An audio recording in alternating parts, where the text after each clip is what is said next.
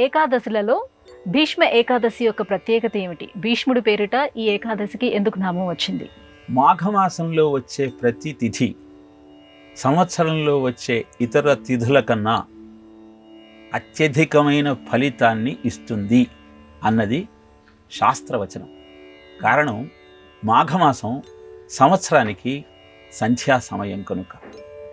ఏకాదశి శ్రీ మహావిష్ణువుకి ఇష్టమైన అద్భుతమైన పర్వదినం.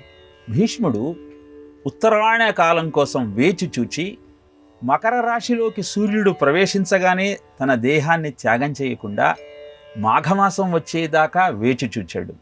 ఆ మాఘమాసంలో కూడా అష్టమి తిథి కృష్ణుడి జన్మతిథి.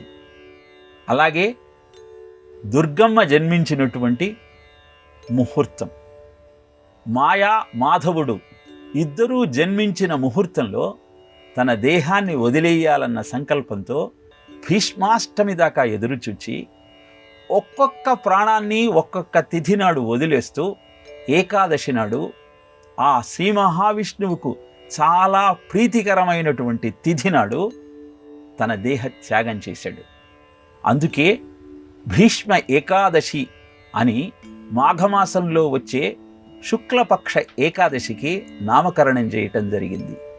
కేవలం ఆ ఏకాదశిని స్మరిస్తూ ఏకాదశి వ్రతాన్ని ఆచరిస్తూ మనం అద్భుతంగా వ్రతాన్ని నిర్వర్తిస్తున్నాము అనుకుంటే అది సరి అయినది కాదు. భీష్ముని యొక్క సత్యసంధత, పితృవాక్య పరిపాలన, జితేంద్రియత్వము, ఈ మూడు కూడా మనం స్మరించుకొని మన జీవితానికి అన్వయించుకోగలిగినప్పుడే ఏకాదశి వ్రతాన్ని పూర్తిగా ఆచరించినటువంటి ఫలితం మనకు దక్కుతుంది. నిజానికి ఈ రోజుల్లో తల్లిదండ్రులు ఏం కోరుకుంటున్నారు? పెళ్లి కోసం బ్రహ్మచారిగా మిగిలిన భీష్ముణ్ణి కమ్మంటిరా, కొవ్వెక్తి ఎగిడిన అయయాతి వలె నీ యవ్వనాన్ని అడిగితీరా. తల్లిదండ్రులు ఏం అడుగుతున్నారు? నిన్ను అందలం ఎక్కించమని అభ్యర్థించటం లేదు. వృద్ధాప్యంలో మాకు తోడు నీడగా ఉండి పట్టెడన్నం పెట్టమని అభ్యర్థిస్తూ ఉన్నారు. భీష్మ ఏకాదశిని గొప్పగా జరుపుకుంటూ తల్లిదండ్రులను మనం పట్టించుకోకపోతే అది ఏనాటికి మనకు శ్రేయోదాయకం కాదు. తల్లిదండ్రుల ఆశీర్వాదమే నీకు ఉన్న గ్రహదోషాలన్నింటినీ పోగొట్టగలుగుతుంది అని జ్యోతిష శాస్త్రం చెబుతున్న నేపథ్యంలో భీష్మ ఏకాదశి పర్వదినాన ఉపవసించి భగవన్నామాన్నే జపిస్తూ జాగరణ చేస్తూ నిరాహారిగా ఉంటూ నీ బాధ్యతను గుర్తిస్తూ జీవితాన్ని నువ్వు కొనసాగించగలిగితే అప్పుడు నిజమైన ఏకాదశి వ్రతాన్ని మనం ఆచరించినట్టు భావించాలి.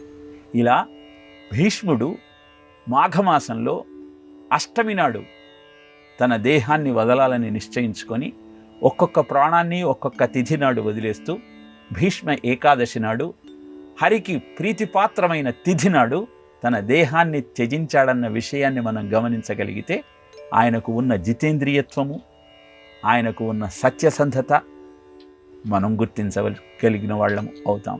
అలా ఈ భీష్మ ఏకాదశి పర్వదినాన్ని గడిపే ప్రయత్నం చేద్దాం.